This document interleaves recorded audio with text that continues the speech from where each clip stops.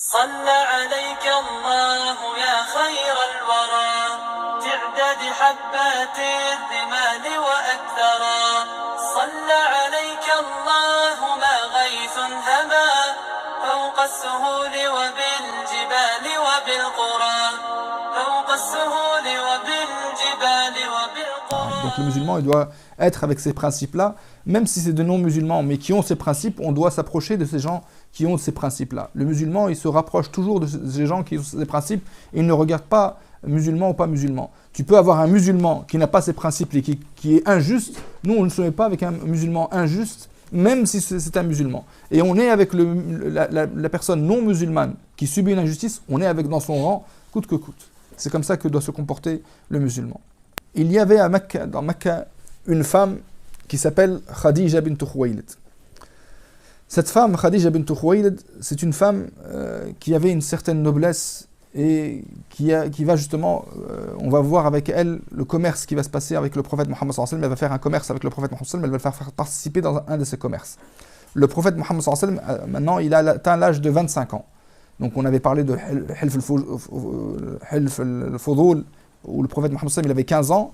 Maintenant, on parle du prophète Mohammed sallallahu alayhi wa sallam, il avait 25 ans. Entre ces 10 années, entre 15 ans et 25 ans, qu'est-ce qui s'est passé pendant ces 10 années? Le prophète Mohammed sallallahu alayhi wa sallam, il a vécu une vie de commerçant avec son oncle Abu Talib. Son oncle Abu Talib était un commerçant, donc le prophète Mohammed sallallahu alayhi wa sallam, il participait au commerce. Et il a été connu, le prophète Mohammed sallallahu alayhi wa sallam, pour le fait de dire la vérité. Il était véridique, le prophète sallallahu alayhi wa sallam, il était honnête aussi. Donc son honnêteté et sa véracité, le fait de dire la vérité, c'est ces deux qualités, sidq et amana, c'est ces deux principales qualités qui ont fait que le prophète Mohammed sallallahu alayhi wa sallam était connu dans toutes les tribus arabes. Parce que quand on fait du commerce, on est directement lié aux gens. On vend la marchandise aux gens, on prend l'argent et on dit la vérité sur la marchandise, on ne ment pas, on ne triche pas. Donc le prophète Mohammed sallallahu alayhi wa sallam était loin de la tricherie, loin de toutes ces choses que certains commerçants font pour être plus connus. Ils pensent que leur commerce va réussir en trichant, mais en fait, le prophète Mohammed sallallahu alayhi wa sallam, s'il a réussi dans son commerce et s'il a eu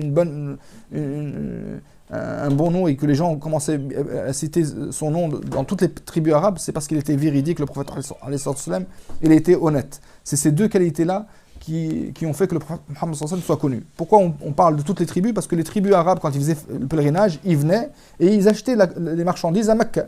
Et le prophète Mohammed sallallahu alayhi wa sallam, c'est lui qui vendait la marchandise avec ses oncles et il a été connu pour ça, alayhi salatu wa sallam. Donc Khadija, elle, cette femme qui était une femme qui s'était déjà mariée, elle avait 40 ans cette femme, elle s'était déjà mariée avec un homme qui s'appelait Atiq ibn Aïd, puis cet homme-là est mort, donc elle s'est retrouvée veuve, sans mari, elle se remarie avec un autre homme qui s'appelle Abu Hala, et cet homme-là meurt. Et après que son deuxième époux est mort, tous les hommes ont voulu se marier avec elle. Tous les hommes, parce que c'était une femme qui était noble, riche, et qui avait beaucoup d'argent, qui avait un grand commerce, donc tout le monde voulait se marier avec Khadija bint Khuwaylid. Et en plus de ça, c'était une femme qui était sage, qui avait une certaine sagesse, qui était connue avec la quarantaine, et mashallah, c'était une femme qui était très très sage, et était connue pour sa sagesse. Donc tous les hommes voulaient se marier avec elle. Mais elle refusait tous les maris, elle refusait tous les époux, parce qu'elle a vu qu'il y avait beaucoup de mauvaises personnes, surtout elle qui travaille dans le commerce, elle voit la tricherie, elle voit les gens qui sont mauvais, même si c'est un noble, tu trouves mashallah un noble et tout, mais dans le commerce et dans les transactions financières, on voit tout de suite que c'est des gens qui trichent et qui ne sont pas corrects, qui ne sont pas honnêtes.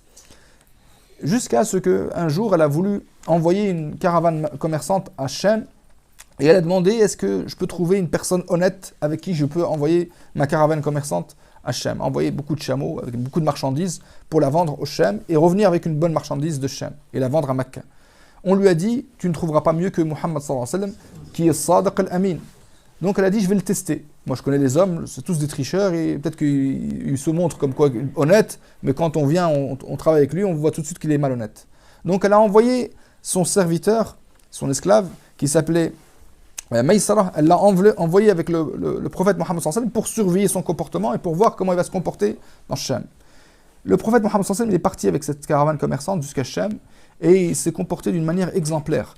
Maïsara surveillait le prophète Mohammed sallallahu alayhi wa sallam, il voyait comment il choisissait la marchandise, c'était quelqu'un qui connaissait le commerce, il savait comment choisir la marchandise, il faisait un bon tour avant de connaître les prix, il connaissait les prix de la marchandise, il savait comment vendre la marchandise, et quand est-ce qu'il faut la vendre, et à qui il faut la vendre, et il était honnête dans sa vente, il était véridique, il disait la vérité, et il achetait il choisissait la meilleure marchandise pour la ramener à Mecca, à tel point quand il a choisi la marchandise, il a vendu la marchandise que Khadija lui a donnée, il l'a vendue à Hachem, et il a acheté une marchandise qui valait très très cher, et qui avait beaucoup de bénéfices, à tel point quand il est revenu à Mecca, il l'a donné à Khadija radhiyallahu anha.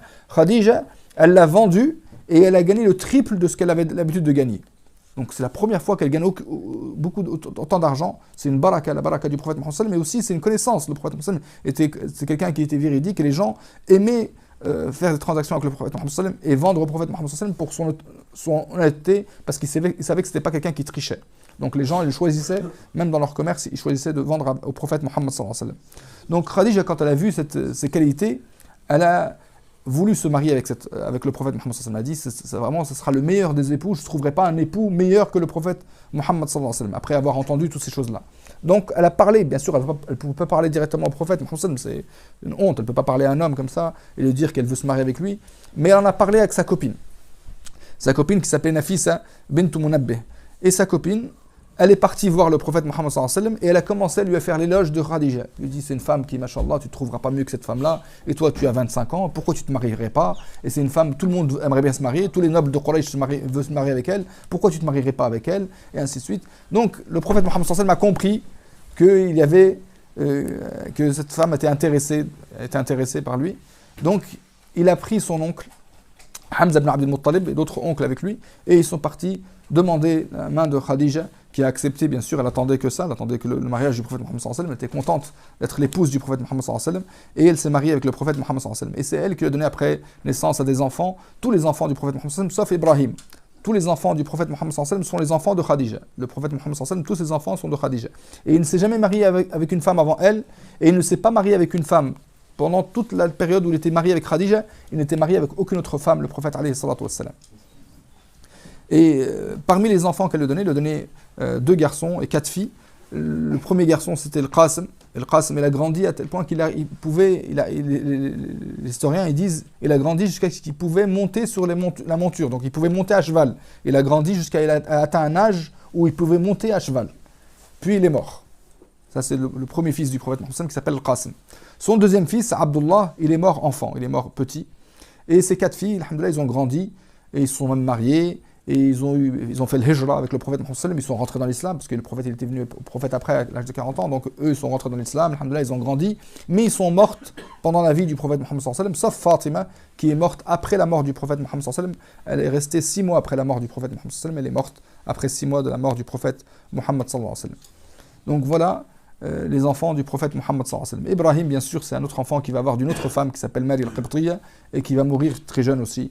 Ibrahim va mourir très jeune. Voilà les enfants du prophète Mohammed sallallahu alayhi wa sallam. Donc cette femme-là, c'est une femme... L'aîné de ses enfants, il s'appelle Qasim. L'aîné, c'est Kulthum, non Kulthum, naam. Kulthum. Naam. La plus jeune, c'est Fatima. Naam. Et ils sont tous rentrés dans l'islam, et ils se sont mariés, ils sont partis à Médine. Donc voilà. Donc on voit de cette histoire de Khadija radhiyallahu anha, la vérité du prophète Mohammed, la véracité du prophète Mohammed, il était toujours véridique, il disait toujours la vérité, il ne mentait pas, il était honnête. Donc ces principes que le prophète Mohammed avait, il était contre l'injustice, il disait toujours la vérité, il était honnête, il ne se prosternait pas au statut, il était préservé, il ne faisait pas ce que les jeunes de Quraysh faisaient, donc il ne buvait pas de vin, il n'assistait pas à ces fêtes de Quraysh. Donc tout ça, ça montre que ce jeune Mohammed sallallahu alayhi wa sallam, ce jeune homme qui sera le prophète, Inch'Allah, cet homme-là, c'est un homme qui a été préservé depuis son jeune âge, préservé par Allah subhanahu wa ta'ala, il a grandi, il a été un homme correct dès son jeune âge, le prophète alayhi salatu wa sallam. Puis, bien sûr, celui qui grandit sur ces principes-là, c'est mieux qu'une personne qui ne grandit pas sur ces principes-là. Mais c'est possible que même si une personne ne grandit pas sur ces principes, il peut être après correct. Comme beaucoup de compagnons du prophète Mohammed, ils ont grandi, ils ont adoré les statues, ils ont bu du vin, ils ont fait des choses mauvaises, mais après ils ont changé, ils ont compris qu'il fallait changer de choses, et ils se sont convertis à l'islam, ils ont adopté ces bons principes. Mais le mieux, c'est d'adopter ces bons principes dès son jeune âge pour grandir sur des bons principes et ne pas regretter, parce que toute personne qui commet des mauvaises choses dans son jeune âge, après il regrette ce qu'il a fait. Et tous les compagnons qui ont commis des mauvaises choses avant leur islam, ils ont tous regretté ce qu'ils ont commis. Mais alhamdoulilah, Allah les pardonne tant qu'on est sincère dans notre regret et qu'on revient, Allah les pardonne. Mais le mieux, c'est de partir sur des bons principes pour ne pas regretter, pour être, alhamdoulilah, dès le départ, une bonne personne. Et le prophète Mohammed était comme ça dès son jeune âge, alhamdoulilah. Puis après, le prophète Mohammed a participé à l'âge de 35 ans, il a participé à la construction de Kaaba.